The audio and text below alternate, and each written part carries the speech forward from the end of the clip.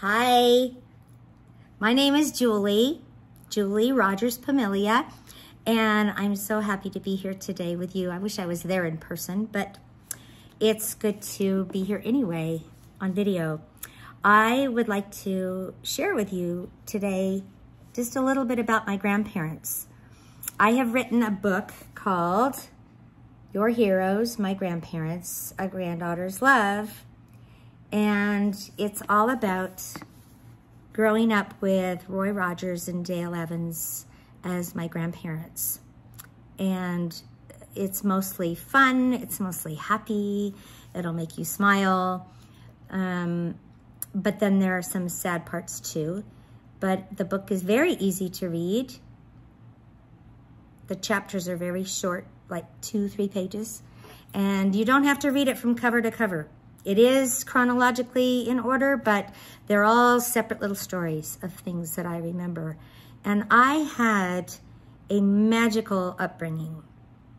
Just flat out, it was amazing. I should probably tell you how I am related in the Rogers family. My dad was Tom Fox, who was Dale's only biological son. And she had him. Well, she got pregnant when she was 14 and had him at 15. So there was not a lot of difference, obviously, in age between them, and they often got confused for brother and sister. He was the oldest of the Rogers siblings.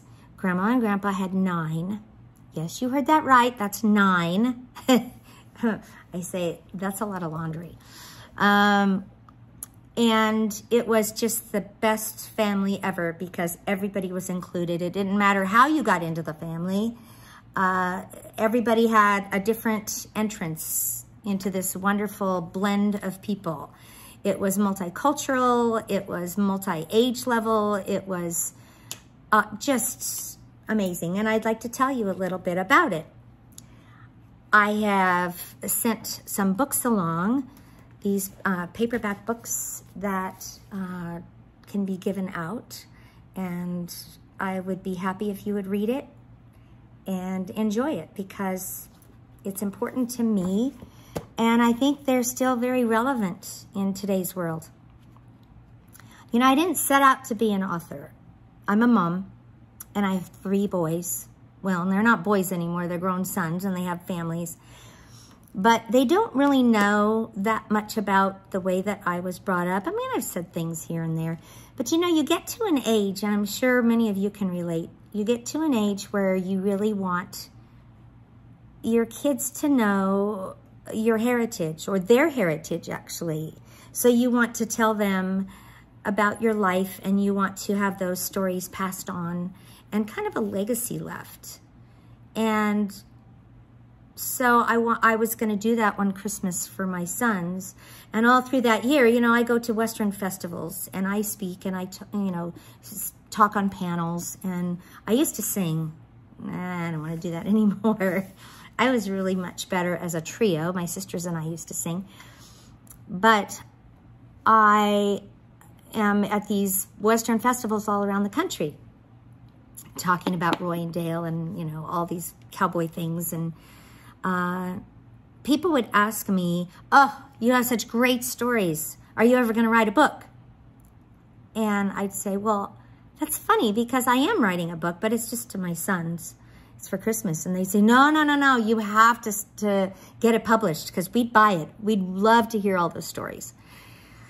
And I thought, nah, I don't really have that much to say that I think people would want to hear. But the more I told these same stories that I was writing down for my sons, the more people loved hearing them. So I got to thinking, you know, maybe I will. So with that in mind, I went hunting for a publisher that might want to do that. And I came upon Rob and Brinka and Brighton Publishing, and they really wanted to do it. So I am so blessed to now call them friends and be able to have a relationship with them even outside the book business. But they did such a great job on my book. I am so pleased with it, and it's just something that I'm very proud of. So I wanted to share a little bit about that with you. You know, growing up in a famous family is no different most of the time than growing up with anybody's family, parents, grandparents, whatever. Because whatever you grow up with, that's all you know. And so to you, that's normal. And I thought my family was normal. We would sit on the floor with Grandpa and watch his show with him. And he'd be saying, go, Roy, get him. Get those bad guys. And we'd be saying, yeah, Grandpa, get him, get him. And we had so much fun doing that. And I just figured everybody's grandpa had a TV show. That's just the way it was. When I was in 2nd grade, however, my teacher called me up to her desk, and I was about to find out something different, that maybe my family wasn't what I thought. She looked down at this stack of weekly readers, Scholastic News, which we still use in classrooms because I'm a teacher. And Grandpa was on the front cover of the weekly reader, and it was a full-page picture of him on his horse. And she looked at me and she said, Julie, do you know who that is? And I thought, yeah, that's my grandpa. And I didn't really understand why she was making such a big deal about that. And she continued doing so and telling the other kids in the class. And I thought, I was just very confused. I thought I didn't know why this was a big deal because my family seemed so normal. So I went home that day and I asked a lot of questions. And my parents sort of gave me the, abridged version of who they were. And it was that moment when I was, 7 or 8 in 2nd grade, that I just got the teensiest bit of realization that my own grandparents had an effect on other people and other people knew them. Wow. So that was the very first inkling that I had that my grandparents were different than other grandparents. They were very fun. We would go there every Friday night and we would have dinner. And we'd go on this little tiny windy road out in Chatsworth, California, where it was a lot of ranches and a lot of farmers, people with land and such. And they had about 300 acres, my grandparents did. And we would come around. I knew we were almost there when we'd go onto the gravel road and it was, we're almost there kind of thing. And we'd come around the corner and then we would make a game out of it. My sisters and I and my parents. Will Trigger be his horse Trigger? Grandpa had a horse named Trigger. You probably already know that. But will Trigger be inside the barn or outside? And we'd be like, I don't know. And then we'd see him, and if he was outside, I'd be like, yes. And I just would hang my head out the window all the way till we rounded the next corner till we couldn't see him anymore. Those last few rays of sunlight, catching the color of his golden coat and his mane, and he was just beautiful. And I loved seeing him. Then we'd get to the house, or close to the house, and the dogs would start barking. And I knew right away that they'd start to come out when they saw the car, and they would run alongside the car as we pulled to a stop in front of the carport. And that's where Nellie Bell, their Jeep from the TV show they did, called the Roy Rogers Show, that was where Nellie Bell was parked. And so then Grandma would hear us because of the dogs barking, and she'd come out this little, it was like a Dutch door where the top and the bottom opened separately, and she usually had the top open. And she would hear us, and she'd come out the door, wiping her hands on her apron and say, woohoo, I'm so excited you're here, come on in. And I'd bust out of the car and run to her outstretched arms, and she would say, hi, Sugarfoot, how are you? And she always called me Sugarfoot. And it would begin Friday night. We'd go into the house, and it was chaotic. It was loud. It was it was just a really fun and a place where I felt at home and I felt safe. And so we would sit down to dinner. I was never allowed. Well, first of all, I would go into the dining room where the adult table was. I was never allowed to sit there. Either were my cousins. Only the adults and my sisters, who were so much older than me, only all of them got to sit at the table. So they had this big platter on the center of the table that Grandma called Lazy Susan. And I always wondered who Susan was and why Grandma thought she was lazy. So it was a very interesting mystery for me. Every weekend I was enthralled with Susan. I called her Susan because I don't know, I didn't want to call her lazy, and I knew her name was Susan. So I'd take one of the utensils at someone's plate and I would put it on Susan and I would spin it really slowly with my finger because I didn't want anybody to see me and tell me to stop. And that fork or whatever would go all the way around the table, and stop right in front of me again, and I'd take it off, and then I'd put another one on. I'd put a cup or something else. And I would usually do that until somebody told me to go wash up for dinner. So that was kind of my routine. And then I'd go play with my cousins. We had such fun. Their house was multi-levels, and there were so many places to hide. It was a long ranch style, and so we would just play and play and play. Then we'd sit down to dinner, and the only thing I didn't like about dinners at her house was the stew. She made this stew, and it was disgusting. It was nasty stuff because I didn't understand why fish had to be on Friday. They were not Catholic, but they just liked to glean a little bit from from this and that, different churches. And she thought, oh, fish on Friday, that sounds good. So she would make this fish stew, and she would add whatever else Grandpa had hunted that week because he was a hunter. He was a backwoods guy. And he'd throw, bear meat or possum or badger, anything in there and with this fish. And that would be what we would eat. And I just dreaded the stew. And so I would take pieces out and I'd put them under the table because we were in the kitchen. The kids' table was in the kitchen.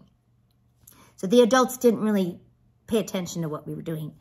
So I would drop them under the table and hope that the dogs ate them. Sometimes the dogs wouldn't eat them, and I don't blame them. So I would have to go under the table, get the chunk of stew, whatever meat it was, and throw it down the garbage disposal. And that was my Friday night. I tried to make napkin barriers for the juice because I didn't want it running into the Jell-O and the potatoes and, ruining everything else on the plate. So I'd snatch up my roll and I'd push everything to the outside. But it was usually pretty, nasty. So I survived Grandma's Friday night dinners on rolls and Jell-O and salad. And that's really how it went. But I loved our Friday nights in spite of the stew.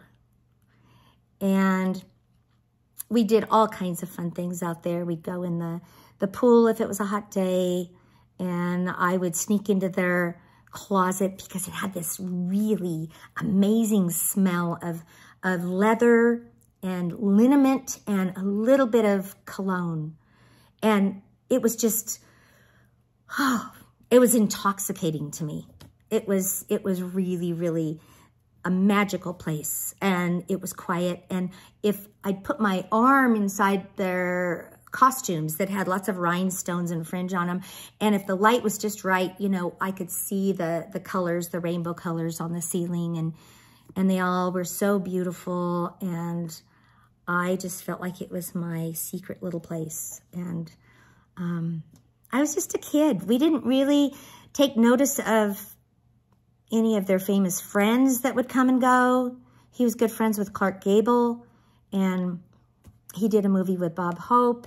He knew Edgar Bergen really well. In fact, my Uncle Dusty went to Candace Bergen's 5th birthday, maybe? No, I'm sorry, Candace Bergen came to Uncle Dusty's 5th birthday. That's how it went at the ranch. So they knew, you know, a lot of people, but they really liked their anonymity when they were at home, and they loved the country, at least Grandpa did. And they just, it was their little oasis in the middle of Los Angeles, and it was beautiful. And it backed right up to Iverson Movie Ranch. And so a lot of times they could put their makeup on in their bedroom, walk out the sliding glass doors, and boom, they were right on set, because they were right out there where there were big, huge boulders and sagebrush and dirt roads, and it looked like the Westerns where they lived. So it's funny, my aunts took Nellie Bell out one time in the back of the house for a little ride. And they weren't supposed to, but they did it anyway when Grandpa was gone. And they got her stuck. They were driving all around. This was when they were teenagers, of course, because they knew how to drive. And they got her stuck on a rock, over a rock. And they were so nervous and scared because they were waiting for Grandpa to come home, and they were going to have to tell him. And he was not happy, obviously, but he got Nellie Bell unstuck in like a minute. And the next day they were out there, Grandma and Grandpa were out there filming, and the producer stopped and studied the road really well. And there were all these crisscrossy tire tracks on the road, and it's supposed to be a pristine dirt trail for the Westerns, for just horses only. So they had to stop production and have, you know, the crew go and smooth out the dirt roads so that they looked, you know, like there wasn't a Jeep rolling through there. And the director wasn't very happy either. So I don't think my aunts ever did that again. Anyhow, my earliest memory was Grandpa and my dad and me walking out to the stable because Grandpa said, "Do you want to go sit on Trigger?" Yeah, of course. But I was almost 4 years old. And I remember really being excited. And we went out there, got into the corral, and he led Trigger out and put an old saddle on him. And he said, "Would you like to sit up on him?" I said, I don't remember saying yes, but I remember thinking, yeah. So he got me up on the horse, and I remember sitting there holding the horn of the saddle and feeling his coat and his mane, you know, reaching for his mane. And I remember my dad and my grandpa just standing off smiling. My dad was taking pictures, of course. And actually in my book, there's a picture of me on Trigger when I was 3. And I remember it. It's not that I remember people telling me about it. That was my earliest memory. I really do remember it. And I thought, why aren't you guys getting on horses? That was kind of weird. We just sat there. I wanted to go. I wanted to go somewhere on him, but I was really little, and you know, that moment anyway was just to sit on him. So it's funny because when I got married years later, my husband, who is a horseman, he's also a PE coach and baseball coach, but he's a real horseman and knows how to ride. He had to teach me how to ride because I was going to ride with my family in the Rose Parade every year, and I didn't know how to ride. And he said, wait, let me get this straight. I'm teaching Roy Rogers' granddaughter how to ride a horse? You don't know how to ride a horse? It's like, well, no. I mean, we didn't always ride. We just, we went over to the house, but it's not like 16 grandchildren are going to be, you know, getting on Trigger all the time. We did sometimes, and he could put like 6 of us from mane to tail on Trigger, and he was such a good horse. Wow. Grandpa had a real connection with him, and he was just a very, very gentle horse. It was almost as if he knew there was a child on top of him when I was sitting on him, because he didn't move. He was a rock and didn't move and just stood there. And so those were fun times. Then it happened that my Aunt Debbie and my Aunt Robin passed away. And my Aunt Robin was born with Down syndrome and lots of heart problems, heart issues. And Grandma had had the measles when she was pregnant. And so she had lots of issues when she was born. And the doctors asked them before they left the hospital, they said, well, where are you going to put her? And Grandpa was like, what do you mean, where am I going to put her? We're going to take her home. And they, of course, back in the 50s, the early 50s, were still believing that these children belonged in institutions and that people would just drop them off and forget about them or, you know, visit them, but they wouldn't take them home. And my grandparents loved children. I mean, crazy loved children. And they always wanted a big family. And there was no way they were going to put her in an institution. Absolutely not. So she only lived to a few days before her second birthday. And she passed away from complications of the mumps because the other kids had the mumps at the time. But during her short life, it was really beautiful because Grandma and Grandpa had a huge effect nationwide on how the public saw these children with special needs. They really changed the landscape of the feelings and thoughts and practices that they put into place with having children with special needs. And because they weren't afraid to bring Robin out in public, they noticed that when they were at their rodeos and state fairs and, you know, all of the places they would go to appear, they started noticing all kinds of families in the arena that had special needs kids. They were bringing them out in public to see Grandma and Grandpa because they knew that they would be loved by Grandma and Grandpa. And so he started requesting that in all of their shows, they would save the first few rows down front for any families with any physical needs like that, whether it be them or their children or, you know, whoever. They wanted those kids up front. And then at the end, they would stay on their horses and they would side pass around the arena and shake hands and take pictures and sign autographs and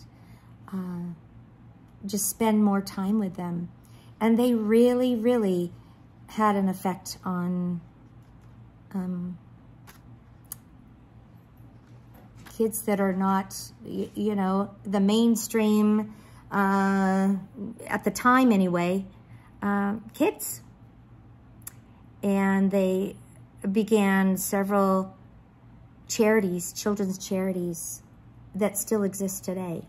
So I'm very proud of that because that was not having to do with their, I mean, they used their celebrity, but it was not having to do with their film work or their TV show or anything. It was just out of their heart that they were. And that's the other thing. People say, were Roy and Dale really that way, what they seemed? And let me just tell you, I had a front row seat growing up. They were every bit as authentic and kind and wonderful people as they were off screen as they were on screen. They didn't turn into somebody else when the camera stopped rolling. That was really them. And that's how I grew up. And I credit anything, you know, good in me, in my heart, towards people and the way that I behave. I credit it a lot to them and my parents because that's how I was raised. And I'm very grateful. I'm very blessed. This is a picture in my book of Robin. I don't know if you can see it. You can kind of see it. That was little Robin. If you get the book, you'll see all these pictures. But She was adorable, and she was older than me, so I never met her. She was born in 52. I was born in 58, which tells you that I'm 64. Woo! You know what? Everybody gets old. And you have to embrace it, and I don't feel 60s. I feel more like I'm in my 30s. But if I do too much physically in one day, if I lift a bunch of heavy boxes, oh yeah, then the next morning my body tells me I'm not 30 anymore. So yeah, I did want to read a couple of chapters for you in my book. And they are chapters 26 and 27. And the first one is entitled, just a minute, I'm going to find it here. The first one is 199 clay pigeons. I don't know if you know what clay pigeons are, but when you have a hunting rifle for target practice, there are these little round discs, and somebody shoots them out of this contraption when you say pull, and they shoot out into the air, and you're supposed to hit it. Well, you're supposed to hit it. Okay, that's the whole point. So this box that he had it had 200 clay pigeons in it. So my chapter is called 199 clay pigeons, and you'll find out why. So I'm going to read you a little bit, if that's okay. So what do you want for graduation? Grandma asked. I was graduating in 3 short weeks with a BA in teaching credential from Biola University in Southern California. I had no brain space to think of anything other than finishing up my last few finals, and not knowing how to answer her, I asked if I could think about it. Sure, she said. And honey, Grandpa and I are really proud of you. That felt good. After thinking about it for a few days, I decided I didn't really want or need anything. But knowing how much I loved spending time with them, I got back to her with my answer. I'd like to go pheasant hunting with Grandpa. Then I'd love it if you would cook it up, and then my roommates and I could pick a night to come over and we can all have dinner. Well, from the sound of her response, it was obvious she was not quite expecting that request. But nonetheless, she sounded very pleased. And then she said Grandpa would be thrilled. Well, the next day, Grandpa called me, which was remarkable in itself because, as you now know, and I had said in an earlier chapter, he hated talking on the phone. He was really, really shy and just wasn't good at small talk. In fact, when I would call the house, if he answered, I'd often make a game out of seeing how long I could keep him on the phone before he would say the words, "Here, let me get Ma." He told me he was looking forward to it and that he wanted me to come out the next weekend to practice shooting clay pigeons with him at the ranch. Then we would set up a time to go to the pheasant club. Okay, just a little footnote here. I am not a hunter. I don't like to go kill animals. This is not my deal. But I knew that it's the best time with Grandpa when you're doing something that he felt comfortable with. And he grew up like that on the, in the holler back in Ohio. And he, Ohio, which is where you are. But he, I just knew it would be a really fun time with him. So I thought, well, I'm going to go do what he likes to do. So we did. It was set. We had a date for target shooting. I drove out to spend the weekend with him. And then Saturday morning, I slept in. When I shuffled downstairs to the kitchen in my pajamas, both Grandma and Grandpa were sitting at the table talking about our schedules. While Grandma scrawled a note on her napkin. She wrote anything she could find. She wrote on anything she could find, even when she was writing her books. She was always on the run, so often there were napkins, Post-its, notes, spiral note paper, and used envelopes that she would keep and stuff in her purse that held everything from her grocery list to ideas for her next book. "How'd you sleep, Sugarfoot?" Grandma smiled as she fixed her gaze on me while drumming her fingers on the table, a little habit she had picked up later in life. I always slept well at their house. in Apple Valley because it was so quiet. My head hit the pillow and I was out like a carp.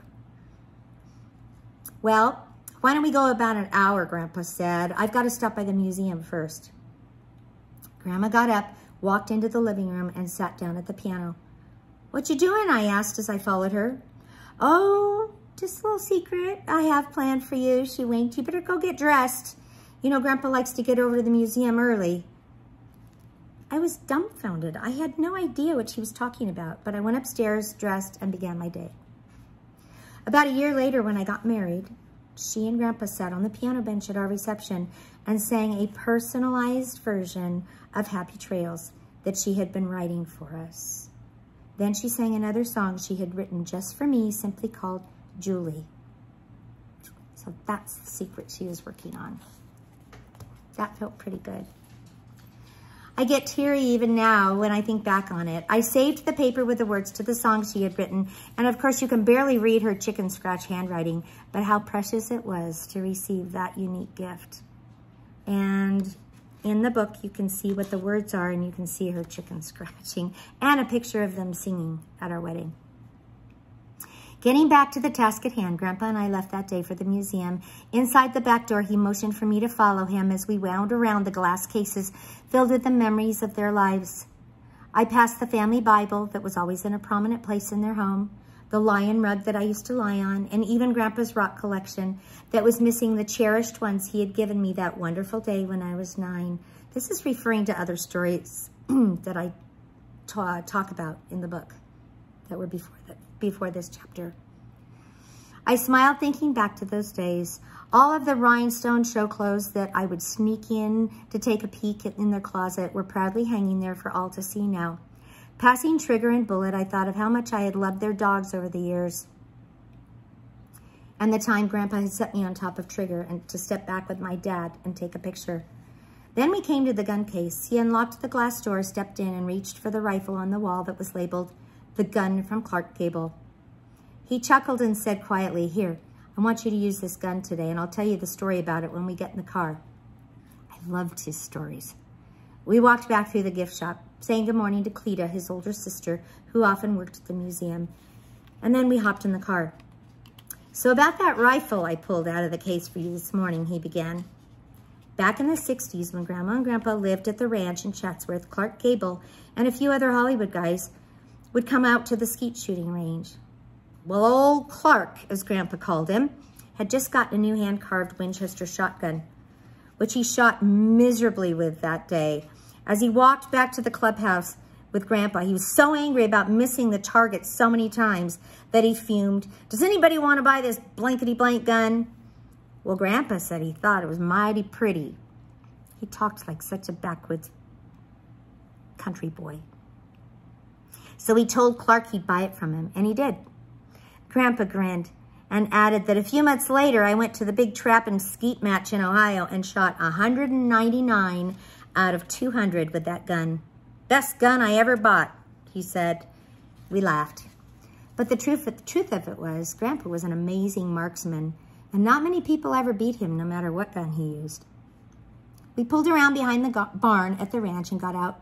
He lifted the box of yellow clay pigeons from the back seat and got me all set up to do some target practice. He gave me a safety lesson and a rundown of the gun parts and helped me get my stance.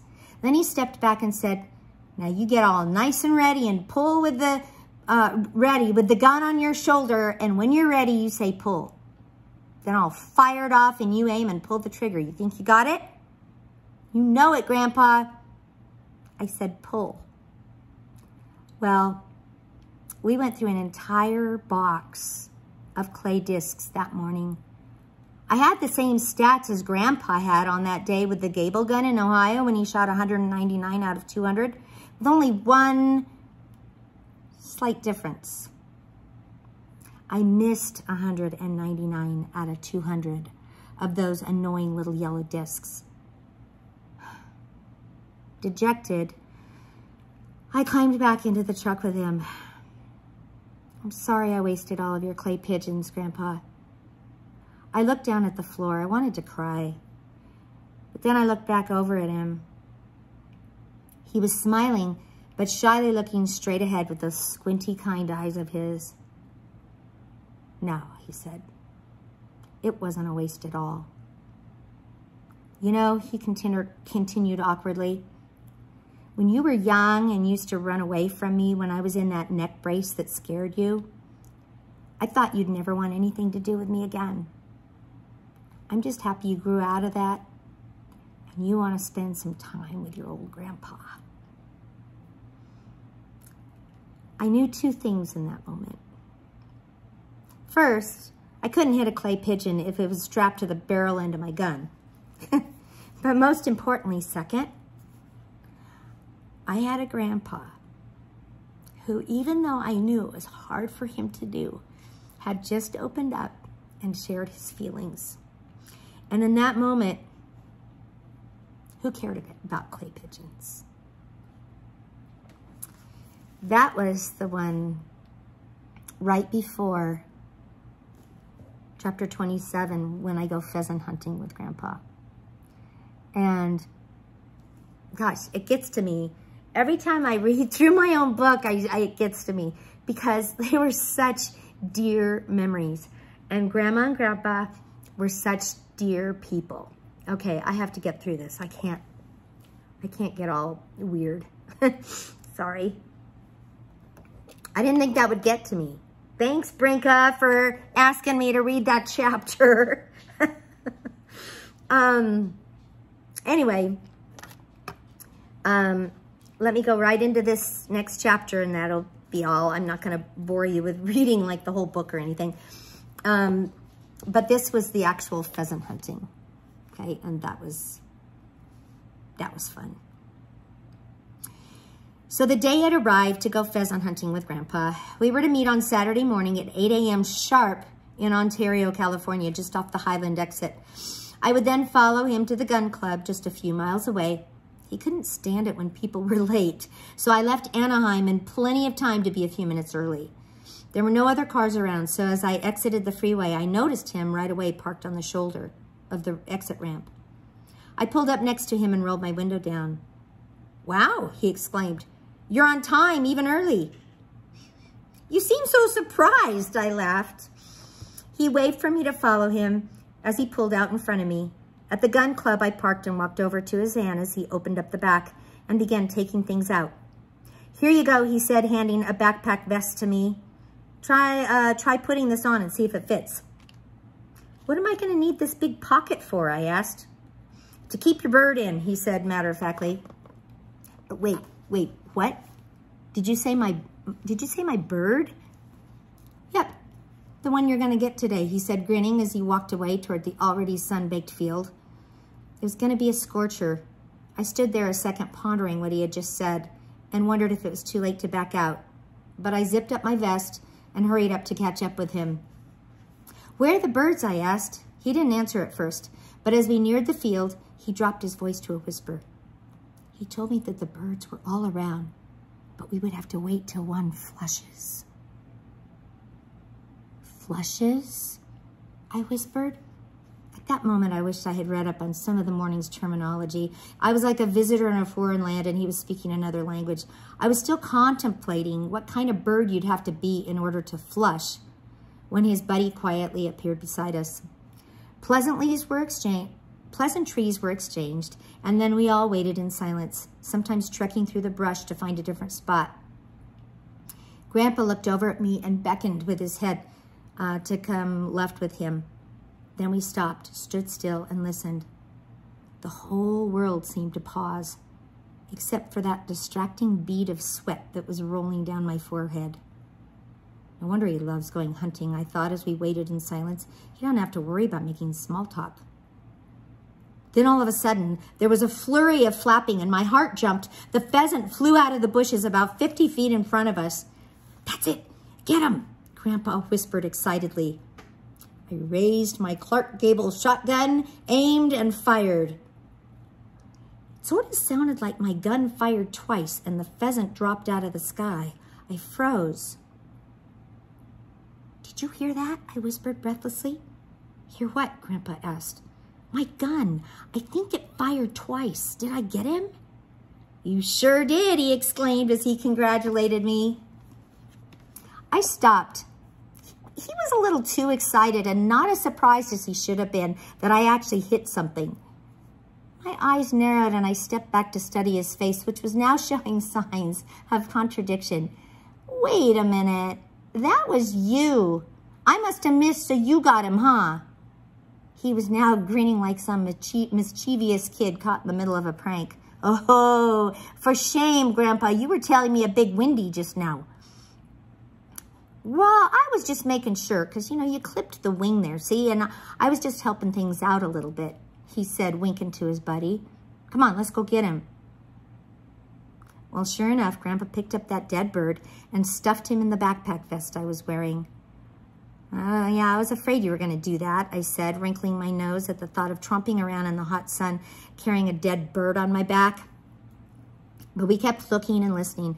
My mind began to wander. I wonder why he didn't bring his bird dog, Sam. I figured maybe it's because he thought I would accidentally shoot his dog or something.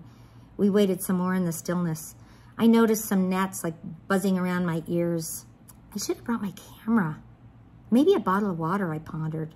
Suddenly, my thoughts were interrupted when my backpack abruptly lurched with movement and frenzied flapping. I tried as best I could not to scream, but I couldn't stop myself from frantically whispering, "It's alive! It's alive! It's still alive!" He thought that was pretty funny, and before I knew it, he had taken it out of my backpack and done something to it behind my back before stuffing it back in there. He told me later when I was calm that he had wrung the bird's neck and killed it instantly and humanely. Oh, that makes me feel so much better, I cringed. Well, after each of us had gotten a bird, we headed back to the clubhouse because Grandpa said he wanted to introduce me to his friends. That was nice, I thought. As we entered, I immediately noticed I was the only female, a bunch of old guys. Grandpa put his arm around my shoulder and proudly boasted, "Hey guys, this here's my granddaughter, Julie." Then a whole lot of gravelly voices greeted me, and they all shared a few stories, talked a bit, and then we headed out. Just as we had planned, Grandma cooked the pheasant, and my roommates joined in. We sat around the table laughing and telling stories. Grandma shared with us that Grandpa took her coon hunting on their anniversary. No, not on their anniversary, on their honeymoon. Who does that? I mean, I'm talking to you guys now. Who does that, really? Yeah, you read that right, on their honeymoon. She had gotten so mad at him for letting the dogs tree that innocent little animal that Grandpa had quietly backed up and said, "You know, I think it's probably best that I don't take you hunting again." "Well, you got that right, bub," she answered, storming off. Well, I'm pretty sure that I'm on that same page as Grandma, but I still wouldn't have traded that experience with my grandparents for any other graduation gift. It's a memory of time spent that I will hold in my heart for the rest of my life. Besides, we all had a lovely dinner of pheasant, roasted garlic potatoes, green beans, corn on the cob, fruit salad, and, well, okay, maybe a tiny side of buckshot. So this is me with Grandma and Grandpa at my graduation, on my graduation day. And I can't really see. This is me in my cap and gown with Grandpa. And, oh, this was really embarrassing, you guys, because you know what? The next day after we went hunting, I told Grandpa, we were driving in his van, and I said, you know what? I should have brought my camera to take a picture. I'm really sad that I didn't do that. So he pulls over immediately, stops the car, gets out, grabs the gun in the back of the van, and makes me get out there and reenact it. I wasn't even wearing, like, you know, hunting, like, clothes that I would wear, and I looked ridiculous. So that was really embarrassing. But he wanted to do that, and I thought it was really cute because he really loved me, and I knew it. And, you know, you can't ask for anything better than that with any grandpa, especially a grandpa that was always so busy, but yet they still found the time to be with us. There's so much more to say, and I could take up more of your time, and I know you probably, you know, want to stand up and stretch your legs and do something else right now. So I'm not going to go on and on, But if you do read in the book, there's a lot of really, I don't know, just real dear memories of mine that I am so happy to have now inside of a book that my sons can carry with them and share with their kids throughout their lives when I'm gone. So, good stuff. Good stuff. And they were authentic. They were God-fearing. And after they had pretty much made a mess of both of their lives early on, when they just surrendered everything and said, okay, God, you know what, you take it. And they weren't so insistent on chasing fame. Fame really came to them. And they were beloved because they were so accessible and they were real. So I'm glad you shared this time with me. And like I said, I wish I had more time to share because I had a pretty cool life growing up, and I'm very grateful for it. And I realize that the opportunities I've had have been only because I've been living on the edge of their spotlight. They were always center stage wherever they went. But we, who were their family, we could live in anonymity, live our own lives and just be normal.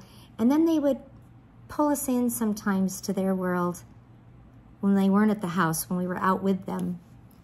And we would sample in small doses what they experienced every day of their lives. And it was a pretty cool growing up time for me. So thanks again for listening. And as my family always says, happy trails.